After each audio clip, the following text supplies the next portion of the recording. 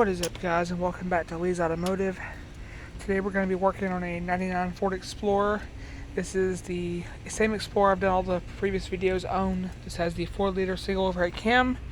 Today we're going to be replacing the DPFE sensor, or also known as the differential pressure feedback sensor. It sits right here behind the oil dipstick on the 4-liter single overhead cam.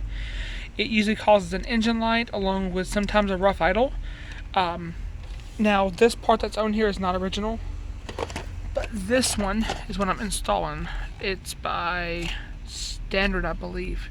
Yes, Standard Motor Products. VP8T is the part number. And basically what I'm going to do is I'm going to get my tools and show you guys how to remove this and replace it. The factory sensor is metal. If you have the original, it would be metal. I also unhooked the battery just because I'm working around electronics, and you should do that if you're working on anything electrical. So let me get my tools and I will be right back. Alright, so this is a 1/4 ratchet with a 7mm socket on it. Basically you want to come over here to your sensor, and you're going to have this plug. There's a clip you're going to push in.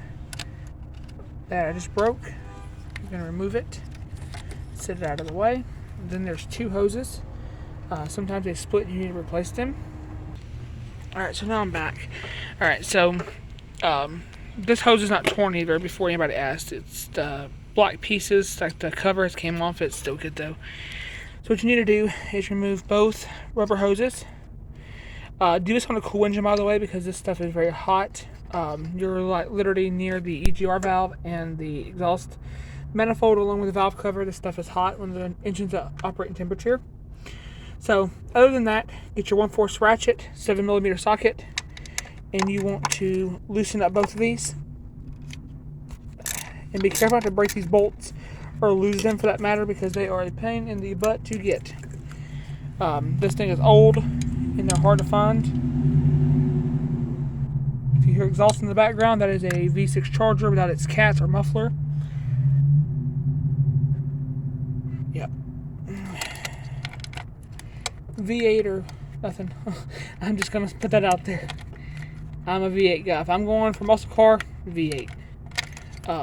Maybe a V6 Mustang, but it would be boosted and NOS and all that. Other than that, though, get these both loose. It's not hard at all to do this. I know my camera angles are everywhere. I gotta look at the camera. That's another thing I've been doing recently, is I look at things like I'm looking at now, and I'm not looking at the phone itself, so I don't know where you guys are. So let me try to stabilize y'all. I'm gonna take this socket and get it on these bolts and start removing them. I post things to Instagram, by the way. Sometimes I post videos to my story and stuff. I've actually had people tell me that my content's boring because I don't show, it's boring because I show all of this stuff like this. I show how to get all the bolts out and everything. I'm sorry if you find it boring. I do this because a lot of people are inexperienced in doing DIY. So that's the reason that I show this whole process. I'm sorry if it's boring to you. You can skip ahead. You're not going to hurt my feelings, or if you just prefer not to watch, you're not going to hurt my feelings either. It's just the way it is. I do things this way just because I want to help my fan base and help people that are looking for repair videos. So after you get both bolts out and you get the sensor removed, you can discard of it. And then you want to come over to your brand new sensor. This one is a Standard Motor Products part. These are, I guess, made in Long Island City, New York. If I had to guess, though, I don't think they're actually made there. I think it's just where they're boxed. I'm going to stick that box there. And here's your new sensor. It's gray.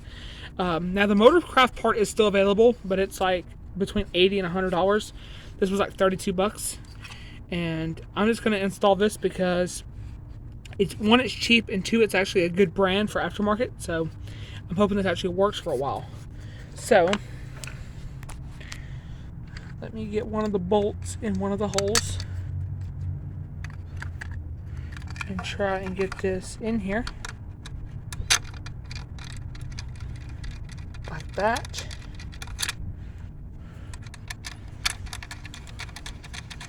Now, I'm trying not to edit these videos, and yes, I just moved my fingers out of the camera. I just noticed I was doing that. Sorry about that. I try not to edit my videos much, other than I have an intro I'm going to start adding to them.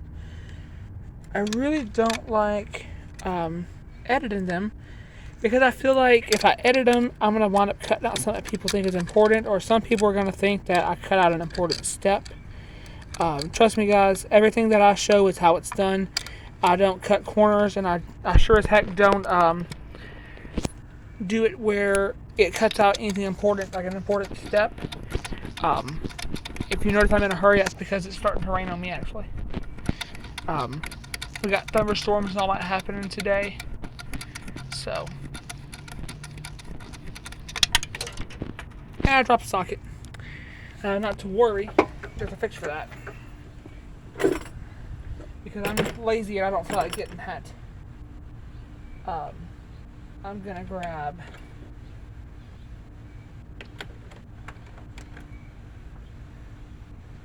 I think it's 9/30 seconds.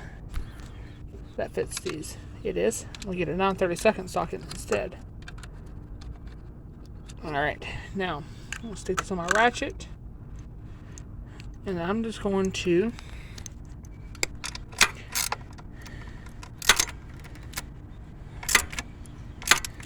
you don't tighten these tight. You tighten them snug. You do not want these insanely tight. You will break them. You either break the bolts off or you'll crack the plastic. So you just want them snug. Now remember where your lines go. There's two of them. Number one will go on the first hole.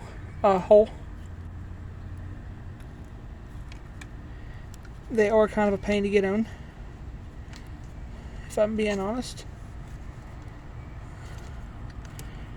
Make sure they're on both. And then number two, yeah, these are not easy. Crap.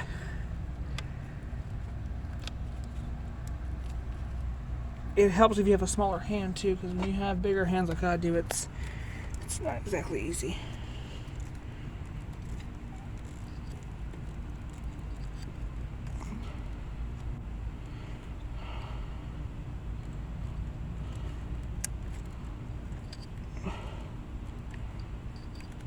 There we go. They're both on.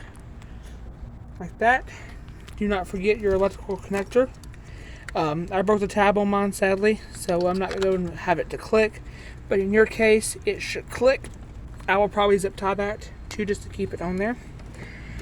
But yeah, that is how you replace the DPFE sensor on your 99 Ford Explorer with a 4-liter single overhead cam engine. I do mispronounce words sometimes. That is just something I do. I'm sorry if that bothers you. A link to this part will be down below, along with the link to my toolkit that people keep asking about. It is the Hart 92-piece mechanics tool set. This is what I use. It's got me through almost every repair on this vehicle. So, yeah. Other than that, though, I'm going to head off here and replace this auto air control valve. That's going to be the next video. But other than that, thank you so much for watching, and I hope you all have a blessed and safe day. Goodbye.